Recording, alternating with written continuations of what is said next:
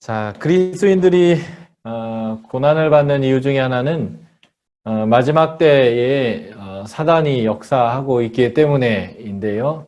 그 부분을 다루고 있는 것이 요한계시록 12장, 13장, 14장 이 부분입니다. 그래서 이 부분을 한번 좀 저희가 짧게 다뤄보고 그리고 그 베드로 전서의 내용들로 들어가 보도록 하겠습니다. 자, 요한계시록 한번 펴보실까요? 요한계시록 12장인데요. 예. 요한계시록 12장은 세 가지의 표적의 환상을 요한이 본 것들을 보여주고 있는데 이 세 가지는 동시적인 사건이에요.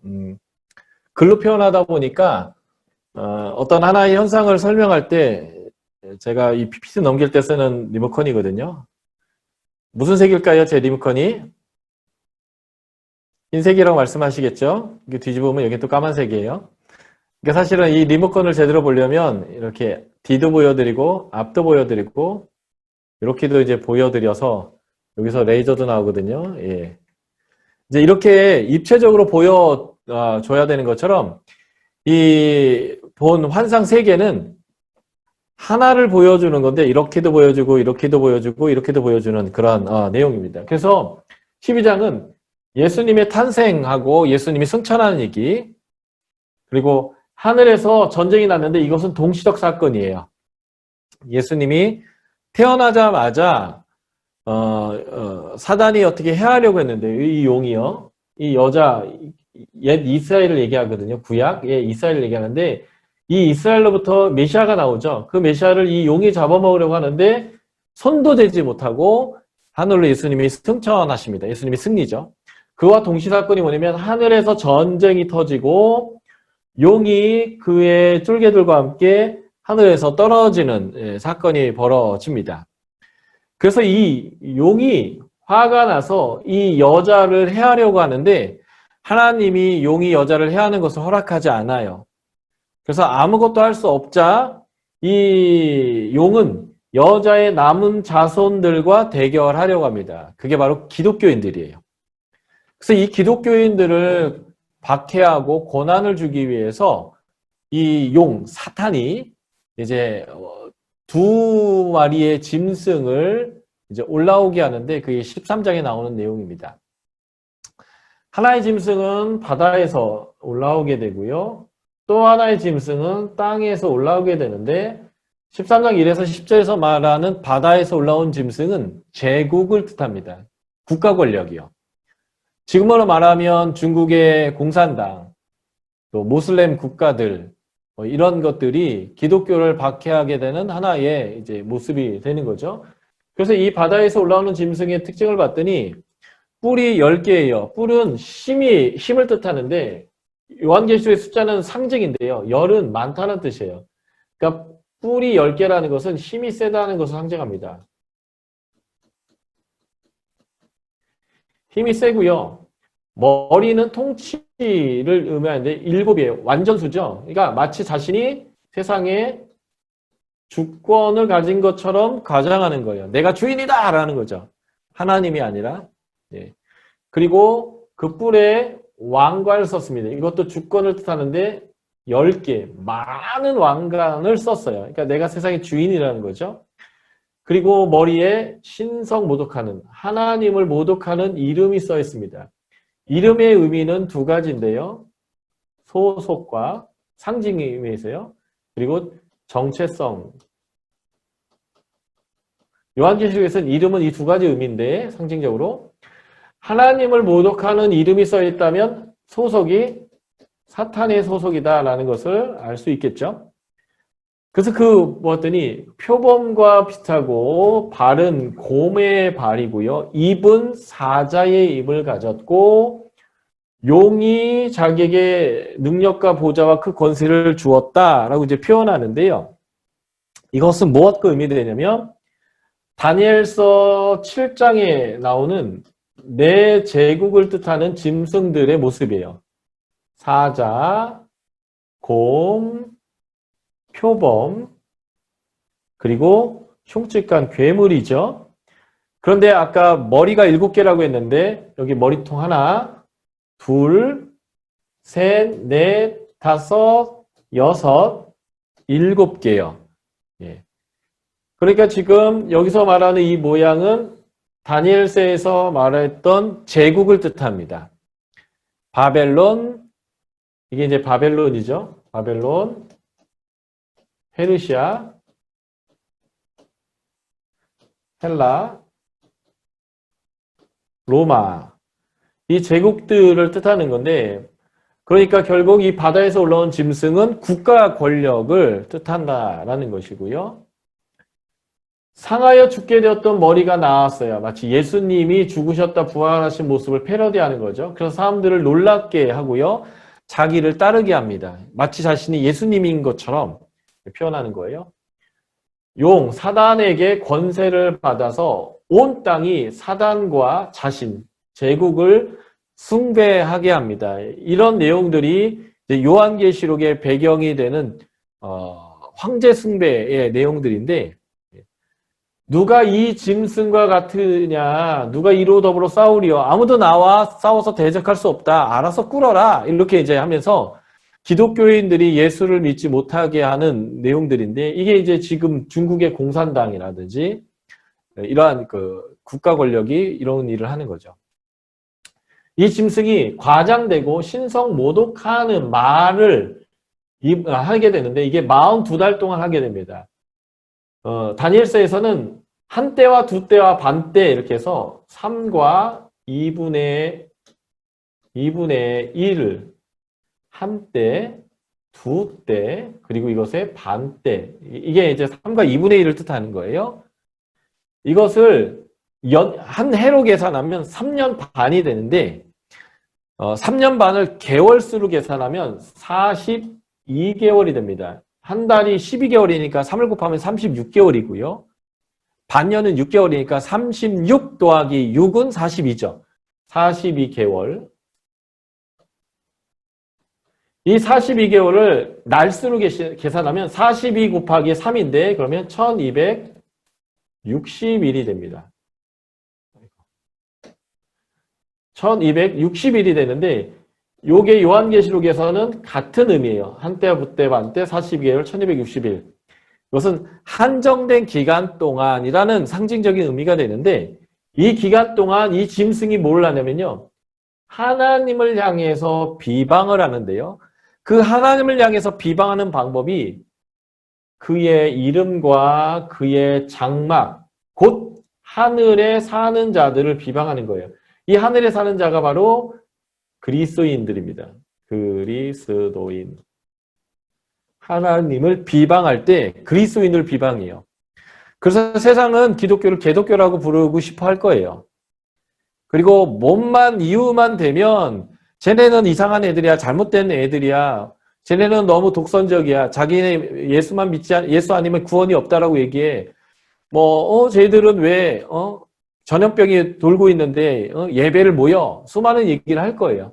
이게 우리가 당하는 고난일 수 있는데, 어쨌든 이 그리스도인을 본문에서 뭐라고 하냐면 하나님의 이름이다, 하나님의 장막이다라고 해요. 이게 이제 성전이라는 뜻이거든요.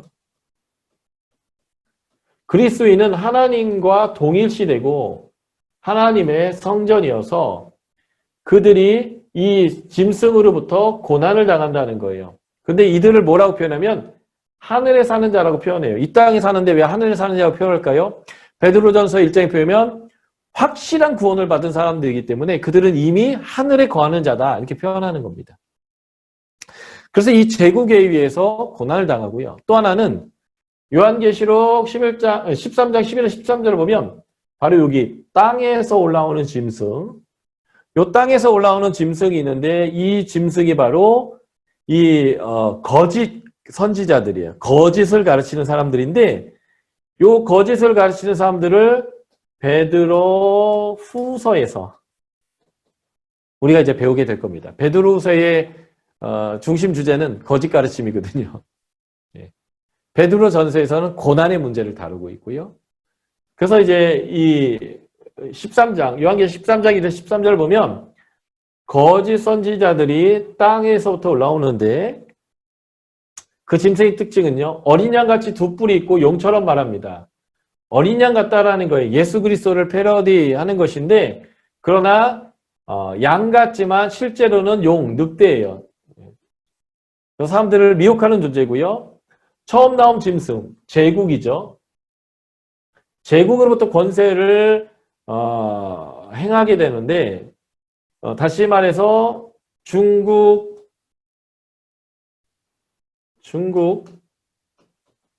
공산당이 앞에서 나왔던 바다에서 올라온 짐승이라면 우리는 무신론이다.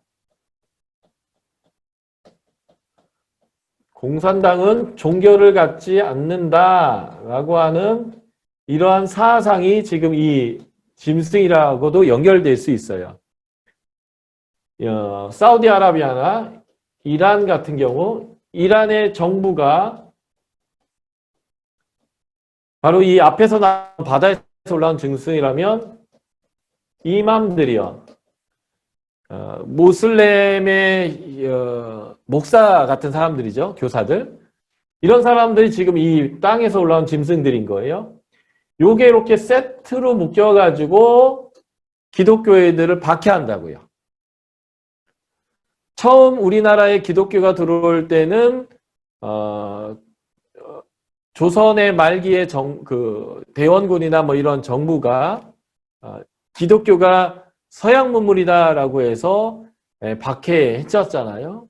국가 권력에 의해서 그것을 박해할 때에 이제 우리는 유교적인 기반에 있는데 이방신을 섬기게 한다라고 하는 이런 것들을 가지고 유교적인 사상과 이런 것으로 막았었는데 이런 것들이 바로 이 두 짐승의 실체라는 거죠. 그래서 짐승들은요. 큰 이적을 행하는데 하늘에서 불이 내려오게 하기도 합니다. 이게 마치 엘리야 패러디하는 거죠. 하나님의 사역자인처럼 표현하는 거예요. 또 우상에게 생기를 주어 우상에게 말하게 하는데 에스겔서 37장에 보면 에스겔이 생기를 그 마른 뼈들에 들어가게 해서 살아있는 군대가 되게 했잖아요. 그러니까 마치 하나님의 선지자인 것처럼 과장해서 지금 하나님의 백성들을 박해하고 있는 모습이다라고 하는 것입니다. 그래서 땅에 거하는 자들을 미혹합니다. 요한계시록에서는 믿는 자를 하늘에 거한다 이렇게 표현하고요. 믿지 않는 자들을 땅에 거한다 이렇게 표현합니다. 이거는 이제 하나의 상징적인 요한계시록 용어인데 예수를 믿지 못하도록 사람들을 미혹하고 짐승, 제국이죠. 제국을 경배하게 하고 우상을 만들게 하고요. 짐승의 우상에게 절하지 아니하면 죽여버립니다. 예를 들면 다니엘의 세 친구들이 우상에게 절하지 않았다가 화롯불 가운데 들어갔던 것 같은 일들이 일어난다라는 거죠. 종교적 박해가 있고 또 짐승의 이름이나 그 이름의 수를 이마나 손목에 받지 않으면 경제적인 박해를 하는데요. 실제 이것은 뭘 받는다는 게 아니라 이름은 아까 제가 소속이라고 했잖아요. 하나님을 섬기면 다시 말해서 그들이 말하는 우상을 섬기지 않고 하나님을 섬기면 경제적인 박해를 가한다는 거예요. 중국에서는 잘 먹고 잘 살려면 공산당이 되어야 합니다. 그런데 공산당에 가입하려면 종교를 가지면 안 돼요. 예수를 믿으면 안 됩니다. 이런 게 그런 박해예요. 인도네시아나 이런 모슬림 국가에 가면 예수를 믿는다라고 하면 고위공직자가 되는 게 어려워요. 진급이 안 돼요. 그런 것과 같은 내용이 바로 이런 내용이다라고 보시면 되겠습니다. 이러한 박해들이 있지만 우리는 완전한 구원에 이르렀다 할 때 이게 시온산, 하나님의 임재에 있다라고 표현할 때 시온산에 있다라고 표현하는데 거기에 선 14만 4천이에요. 14만 4천은 하나님의 백성이라는 의미의 12를 곱하기에다가 많다를 3번 곱한 거예요. 많아도 너무 많아서 천지 삐까리인데 그게 하나님의 백성이 천지 삐까리다라고 하는 이제 이런 의미거든요. 예. 그래서 이 수많은 사람들이 하나님의 임재에 이르는데 바로 이 땅에 살지만 이미 시온산에 이른 14만 4천이 구원받은 백성이다. 이게 베드로전서 1장 전반부에 나오는 확실한 구원을 받은 택함받은 나그네 이런 의미와 같은 의미예요. 그래서 그 사람들은 이미 시온산에 섰고요. 하나님이 내 거다라고 어린 양의 이름과 아버지의 이름을 써줬습니다. 이거는 실제 여기 써 있는 게 아니에요. 하나님 소유다라는 것을 보여주는 상징적 표현이에요. 보좌 앞과 내 생물과 장로들 앞에서 새 노래를 부릅니다. 하나님 앞에서의 예배자이고요. 땅에서 속량함을 받은 14만 4천입니다. 속량이란 단어는 내가 가난해져서 나 자신을 팔아서 노예가 되어 버린 사람이 다시 자유민이 되기 위해서는 돈을 내야 되는데 그 돈을 내는 것을 속량을 낸다라고 해요. 그 속량할 때 내는 돈을 속전이라고 표현하고요. 속전을 내서 자유케 되는 것을 속량이라고 표현하고 그 속량의 돈을 내가 낼 수 없을 때 내 가족이 내주면 대속이라고 합니다. 대신 속죄해 주는 건데 우리는 예수 그리스도의 대속으로 말미암아 하나님의 것이 된 사람이다. 이제 뭐 이런 의미가 이것과 연관되어 있죠. 그래서 우리는 여자와 더불어 더럽히지 않는 사람들인데 이 여자가 뭐냐면 요한계시록에서는 17장부터 19장에 나오는 음녀 바벨론이에요. 로마죠. 로마 제국이요. 그러니까 우상 숭배하지 않고 제국을 숭배하지 않고 제국에서 만든 우상을 숭배하지 않은 순결한 자, 영적으로 하나님만을 섬기고 하나님의 백성으로 사는 사람이다. 이런 의미고요. 어린 양이 어디로 가든지 인도하는 순종의 사람이죠. 이게 다 지금 베드로전서 다 연결되어 있는 말씀들이에요. 예. 그래서 하나님에게 속량함을 받아서 하나님에게 속한 어린양에게 속한 하나님의 소유이고요. 입에 거짓말이 없고 흠이 없는 자다라고 해서 하나님 앞에 구별된 거룩한 사람이고 우리 자체가 하나님이 받으실 만한 흠 없는 제물이 된 이런 것이 요한계시록에 나와 있는 14만 4천의 특징이다라는 거죠. 그래서 이러한 특징 때문에 기독교인들은 세상에서 고난이 있어도 선을 행하고 거룩을 행하는 거예요. 그리고 그것 때문에 고난을 당하여도 기꺼이 고난에 참여하는 거죠. 왜냐하면 여자와 더불어 음행을 행하면 고난이 없어요. 그러나 이 영적인 순결함을 유지하기 위해서는 고난을 받을 수밖에 없는 상황이 된다는 거죠. 그런데 곧 주님이 심판하러 오실 거예요. 그것을 마치 진노의 포도주 틀을 밟는다라고 얘기하는 건데 포도 추수를 하듯이 추수를 해서 포도주 틀에 넣고 막 짓밟을 거예요. 그러면 그게 퍽퍽 터지면서 피가 흘러내려갈 건데 그 짓밟는 것이 뭐냐면 요한계시록 19장에 나오는 예수님이 재림하실 때에 백마를 타고 흰옷 입은 군대가 말을 타고 올 텐데 이 예수님의 군대 위에서 짓밟혀서 모두가 다 터져서 죽는 일이 있을 것인데 그게 바로 진노의 포도주 틀에서 심판받는 내용일 겁니다. 그래서 믿지 않는 자들은 이 심판에 놓이겠지만 믿는 자들은 이 하나님의 보호자 앞에서 24 보좌에 우리가 앉게 될 것이고요. 하나님의 임재 앞에서 우리는 그 온전한 안식을 이제 누리게 될 거다. 이게 이제 요한계시록의 아주 중요한 메시지인데 이러한 종말적인 신앙이죠.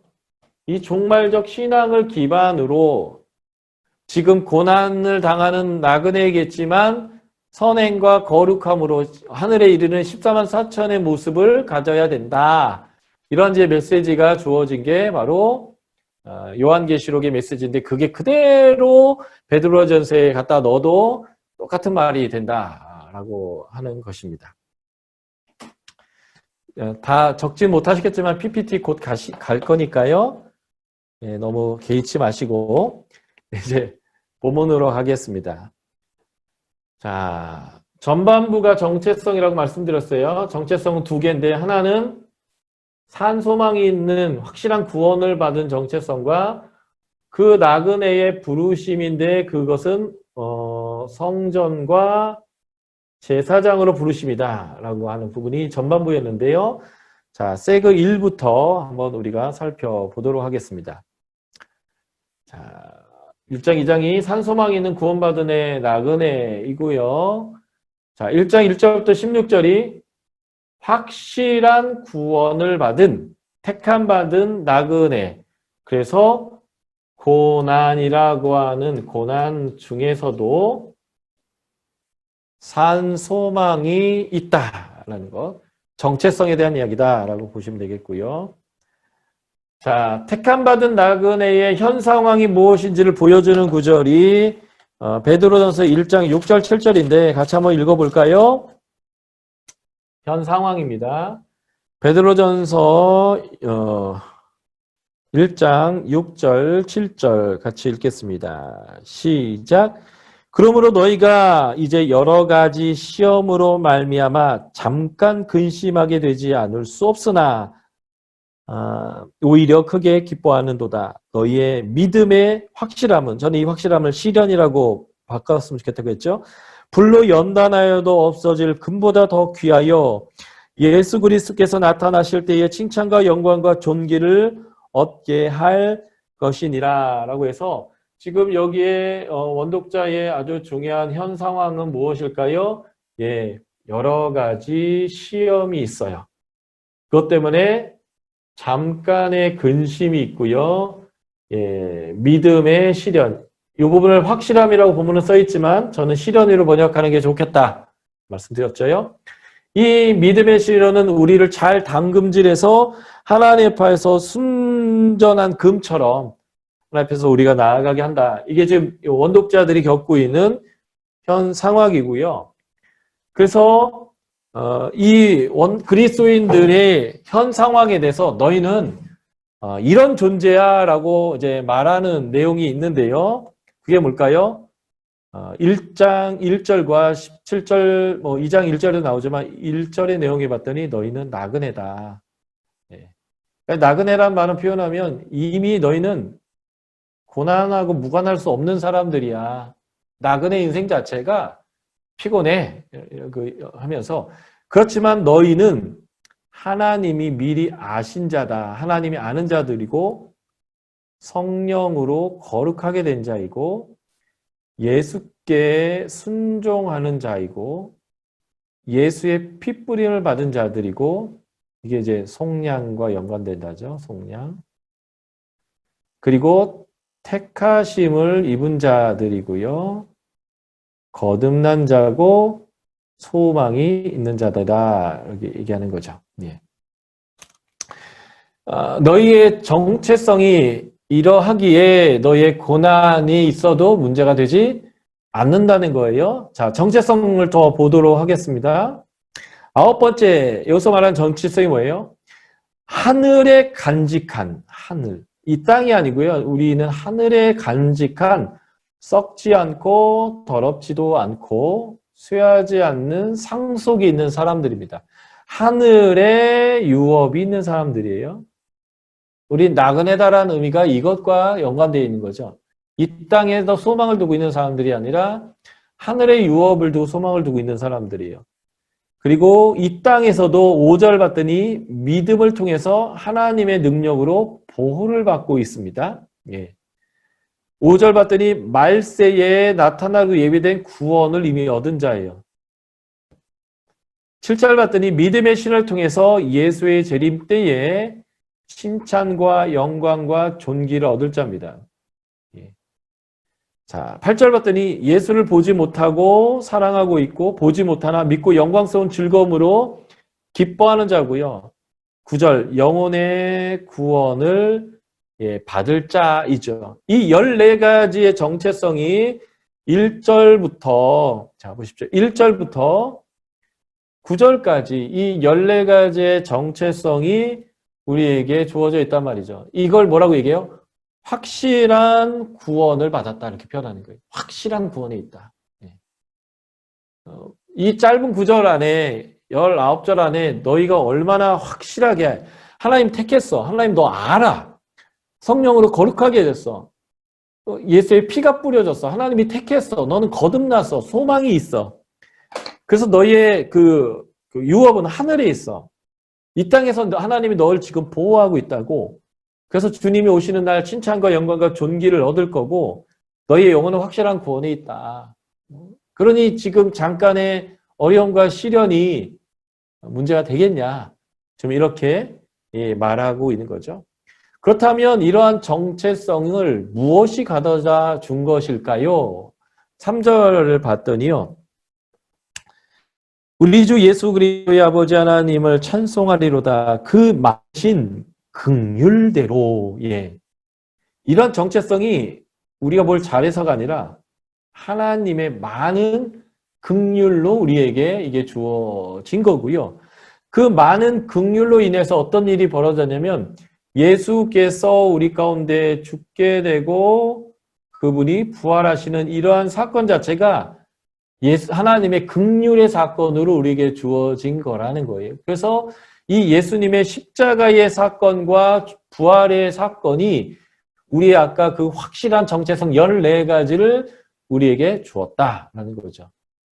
그러므로 우리가 너무나 확실한 정체성 안에서 구원을 받은 자가 확실하다면 그 정체성에 합당한 삶을 살아야 되지 않겠냐. 거기에 대한 명령이 주어지는데 이게 13절과 15절입니다. 같이 한번 읽어볼까요? 13절부터 15절까지인데 13절과 15절만 읽겠습니다.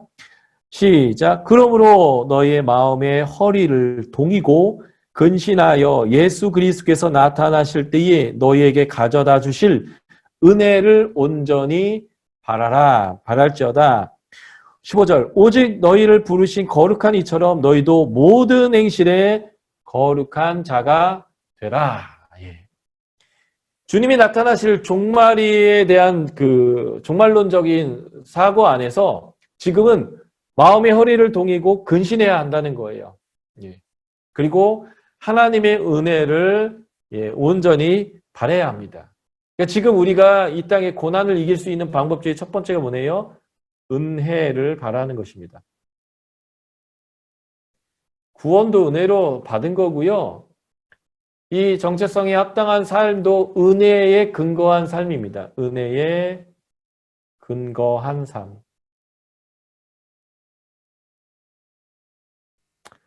그 은혜에 근거한 삶은 무엇이냐면 하나님이 우리 거룩하시기 때문에 우리도 거룩해야 한다는 것입니다. 이것은요, 레위기의 키벌스예요. 하나님이 이스라엘 백성을 출애굽시켰죠. 그리고 시내산에서 언약궤에서 자기 백성을 삼아 주셨습니다. 그리고 그들에게 성막을 주셨고 그 성막에 하나님이 임재하셔서 그들의 왕으로, 그들의 보호자로, 그들의 공급자로 하나님께서 임하였어요. 그리고 하나님이 그들과 함께 계속적으로 거하시면서 은혜를 주려면 그들이 무엇을 해야 한다라고 하나님께서 말씀하셨을까요? 그들이 거룩해야 된다고 말씀하셨고요. 그게 레위기입니다. 우리가 하나님의 은혜를 계속 누리기 위해서 무엇을 해야 돼요? 거룩해야 합니다.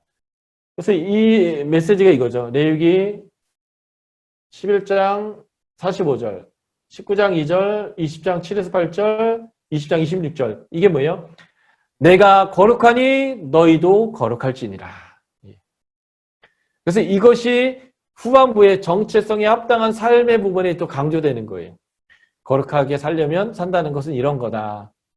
라고 이제 적용점에서 이 부분을 더 강조할 것입니다. 그러니까 은혜에 근거한 삶인데요. 은혜를 누리려면 거룩해야 됩니다. 거룩은 구별됨인데요. 구별된다는 것은 세상 사람들과 다르게 말하고요. 다르게 결정하고 다르게 돈을 쓰고 다르게 관계하고 다르게 권위를 사용하는 거예요. 다른 겁니다. 다름의 기준은 하나님의 말씀을 따르기 때문에 달라요. 그것을 거룩하다라고 표현하는데요. 하나님의 은혜를 받은 사람들은 거룩해야 되고요. 이 거룩 자체가 계속 은혜를 받을 수 있는 방법이기도 하다라고 여러분들이 보시면 되겠습니다. 제 강의가 50분까지인가요? 10시까지인가요?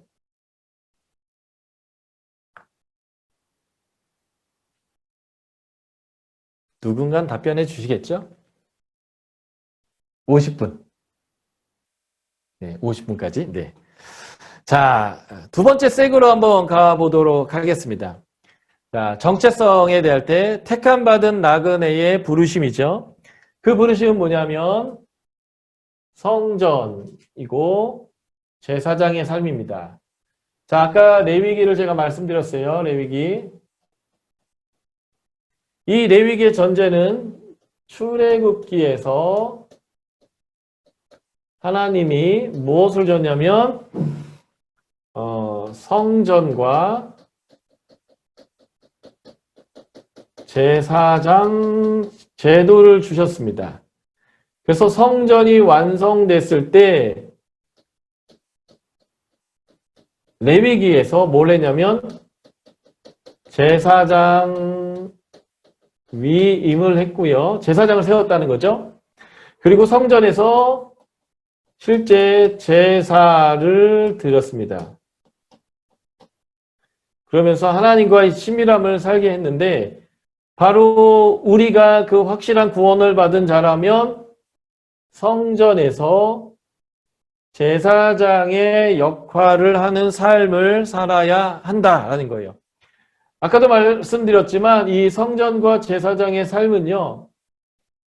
출애굽기 19장 5에서 6절인데 열국에 대한 제사장 나라예요. 제사장 나라.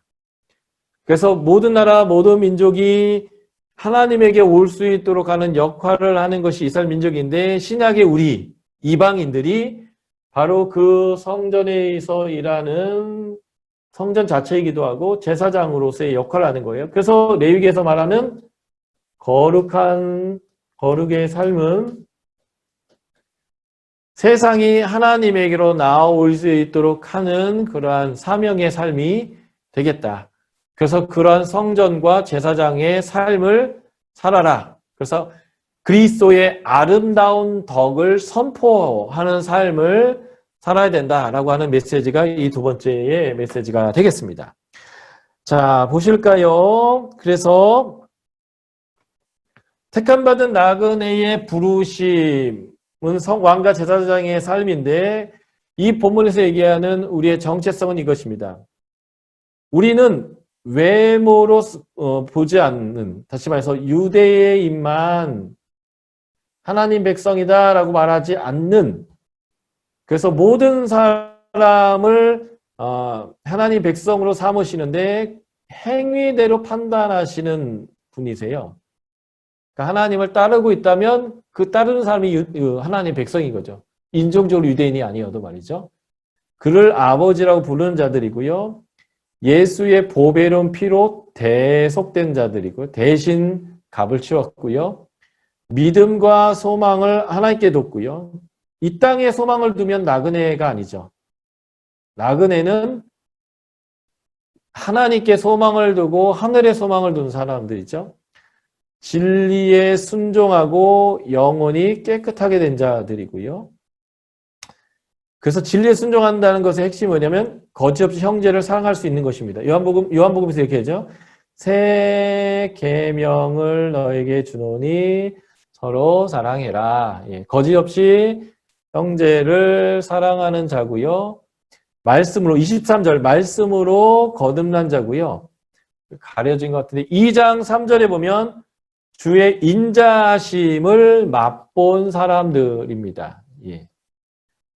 그리고 8번째 정체성이 2장 5절에 봤더니 누구예요? 예, 신령한 집입니다. 이게 바로 성전이란 뜻이에요. 예. 그리고 그 집에서 신령한 제사를 드릴 거룩한 제사장. 이게 이제 우리의 정체성이죠.